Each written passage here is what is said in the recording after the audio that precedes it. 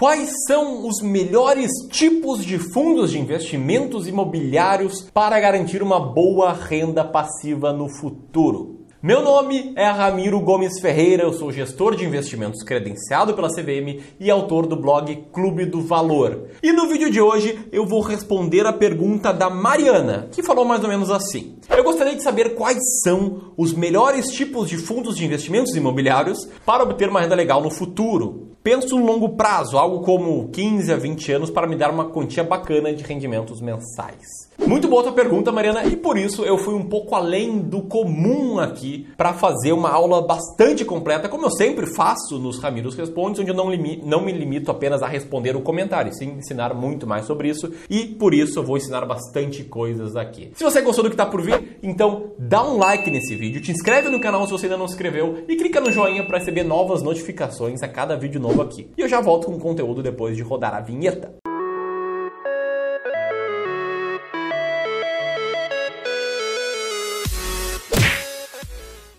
Então, vamos lá, começando aqui com os pontos básicos. Eu vou passar muito rapidamente sobre o que é um fundo imobiliário e depois mostrar as vantagens e as desvantagens de um fundo de investimento imobiliário. Então, o que é um FII? O que é um fundo imobiliário? É uma comunhão de investidores em que vários investidores colocam dinheiro num fundo e esse fundo pega o dinheiro e faz investimentos no segmento imobiliário. E cada investidor, ao comprar uma cota, se torna cotista do fundo imobiliário, uma espécie de sócio, né? Então o fundo é uma comunhão de investidores, esses investidores detêm cotas, são os donos do fundo, cada um na sua proporção de quantas cotas possui, e esse dinheiro todo é utilizado por uma gestora, por uma administradora, para fazer investimentos no setor imobiliário. E qual a grande característica especial dos fundos imobiliários, o que torna eles tão populares, o que está fazendo com que eles aumentem de popularidade, é que os rendimentos que são captados desses fundos imobiliários em relação aos aluguéis, né, que os fundos recebem, eles são distribuídos para os cotistas todos os meses. Os fundos imobiliários eles são obrigados, por lei, a distribuir 95% pelo menos dos rendimentos auferidos a cada período, a cada ano. E eles fazem isso de forma mensal na maioria das vezes. Então, é como se fossem dividendos, como se fossem ações, né? Como se fossem dividendos que são pagos para os cotistas.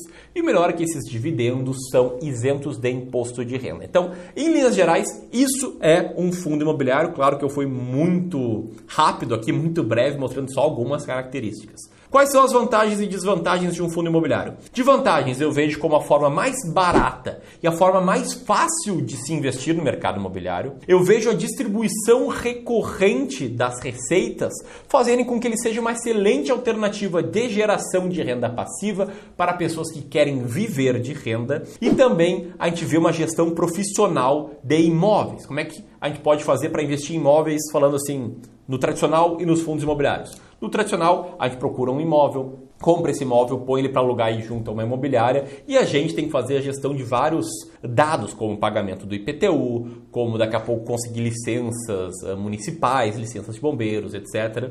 E até mesmo auxiliar a imobiliária aí a conseguir inquilinos. E no fundo imobiliário não, a gente compra uma cota, tem um gestor responsável por tudo isso, por toda a parte estratégica e nós investidores podemos ficar tranquilos. E quais são as desvantagens de um fundo imobiliário?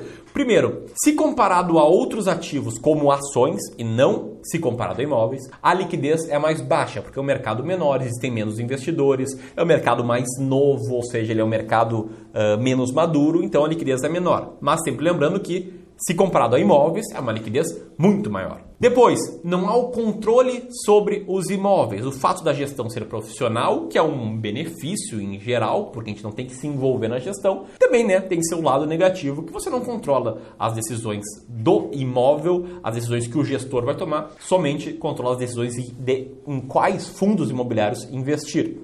E também todos os riscos ligados ao mercado imobiliário também existem, evidentemente, em fundos imobiliários. Então, a gente tem o risco de vacância, o risco de inadimplência, o risco de obras, o risco de concentração, se a gente comprar só um fundo imobiliário que possui só um imóvel.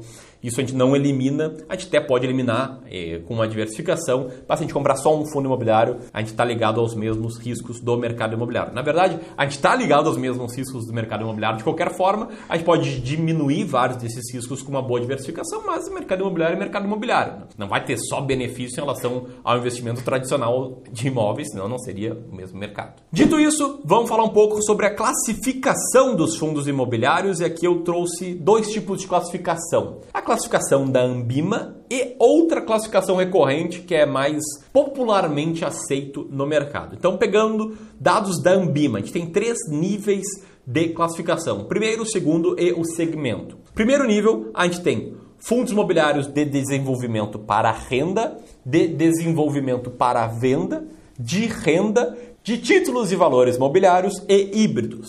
Como é que funciona o desenvolvimento para renda? É aquele fundo que investe no mínimo 2/3 do seu patrimônio em empreendimentos que estão sendo construídos, estão sendo tocados para gerar renda no futuro com locações e arrendamento. Desenvolvimento para venda, mesma regrinha de 2/3, só que os empreendimentos estão sendo criados para serem posteriormente vendidos e os cotistas do fundo ganhar dinheiro com a alienação futura a terceiros desses imóveis. Depois a gente tem os para renda, que são os mais populares, são aqueles que em geral estão listados em bolsa, que investem pelo menos 2/3 da sua carteira em imóveis que têm a finalidade de geração de renda com locação ou com arrendamento, que fazem aquela distribuição de rendimento lá de 95% do caixa gerado por aluguéis, são os mais populares. Mas a gente também tem, especialmente listado em bolsa, os fundos que são de títulos e valores mobiliários, que investem 2/3 do patrimônio em títulos e valores mobiliários que estejam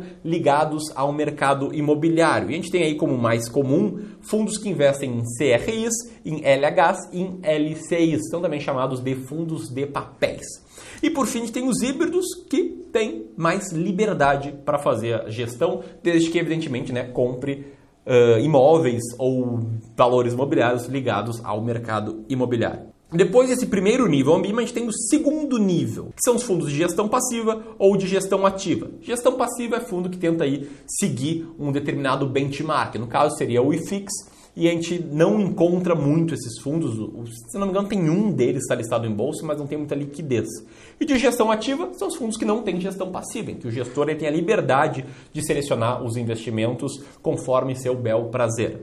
E por fim, a gente tem os segmentos de atuação, que são vários. Agências bancárias, educacional, híbrido, que vários segmentos juntos, hospital, hotel, lajes corporativas, logística, residencial, shoppings, títulos e valores imobiliários e outros. E os mais comuns, os que a gente mais enxerga por aí, são os fundos de lajes corporativas, que compram prédios, que compram imóveis que são comerciais e são locados para grandes e médias empresas, até mesmo pequenas empresas, e aí esse aluguel é repassado para seus cotistas. Então essa aqui é a classificação Ambima, mas a classificação mais comum, que está na boca do povo, que é mais tratado do mercado, é o que eu chamo de outra classificação recorrente, que significa aí dividir os imóveis, os fundos imobiliários, em 4 diferentes tipos: fundos de tijolo, fundos de desenvolvimento, fundos de papel e fundos de fundo. Fundos de tijolo investem em imóveis físicos, e daí pode ser em universidades, pode ser em lajes comerciais, pode ser em imóveis logísticos, galpões, etc., agências bancárias e aí por diante. Fundos de desenvolvimento são os fundos que investem em imóveis para posterior venda. Então está muito ligado àquele primeiro nível da Ambima, em que a gente fala aí dos fundos imobiliários, desenvolvimento para venda. Está muito ligado a essa mesma ideia. Depois a gente tem os fundos de papel, que compram majoritariamente CRIs, LCIs e LHs na sua carteira, e fundos de fundos, que são fundos que investem em outros fundos imobiliários e em alguns locais também são chamados de fundos de papel, embora eu goste de separar bem, fundos de papel, que são que compram papéis, e fundos de fundos, que são que compram outros fundos. Daí, respondendo bastante a pergunta, qual é o bom tipo para obter uma renda legal no futuro? O bom tipo são aqueles fundos imobiliários que sejam para renda ou de títulos de valores imobiliários e que distribuam o resultado de forma recorrente, porque aí vai te dar uma boa previsibilidade de fluxo de caixa. Então, se for analisar aí o histórico de vários fundos imobiliários listados em bolsa, eles distribuem todo mês, como reloginho lá, um X reais aí por cota, e a gente consegue ter uma bela de uma previsibilidade, uma bela de uma ideia do quanto a gente pode receber por mês, especialmente se a gente diversificar bem a nossa carteira, que é um ponto importantíssimo, né? Aproveita que o custo de se investir em fundos imobiliários é baixo, se comparado ao imóvel, e compra vários fundos. Faz uma gestão que tem uma bela diversificação em tipos de fundos, fundos de tijolos e dentro de fundos de tijolos, lajes comerciais, galpões logísticos, agências e aí por diante, fundos de papel, fundos de fundos, enfim, diversificação é o nome do jogo aqui para a gente não ter grandes surpresas negativas no futuro. Então, essa aqui é a aula sobre como são classificados os fundos imobiliários. Espero que eu tenha trazido um bom conhecimento para vocês. Eu deixei aqui alguns outros materiais complementares, então uma lista da Ambima de classificação de fundos imobiliários, um artigo bem completo no Clube do Valor sobre como investir em imóveis, um vídeo aqui da série Ramiro Responde, que fala do risco de um fundo imobiliário falir, e um vídeo que eu recentemente postei, que faz uma comparação entre investimento em imóvel com investimento em fundo imobiliário. Então, se você quer saber mais sobre isso, tem muito material aqui no próprio Clube do Valor. Agora é com você. Comenta aí o que você achou desse vídeo e qual tipo de fundo imobiliário você prefere para a sua carteira. Também diz aí se você já investe ou não em fundos imobiliários, que eu vou adorar saber. E sempre lembrando que eu ou alguém da minha equipe sempre estamos ligados ali nos comentários respondendo a todo mundo. Beleza? Por hoje é isso. Se você ficou até aqui, então dá um likezinho nesse vídeo, se inscreve no canal e participa aqui do Clube do Valor, que toda segunda, quarta e quinta a gente traz novos vídeos para você. Um grande abraço e até a próxima. Tchau, tchau!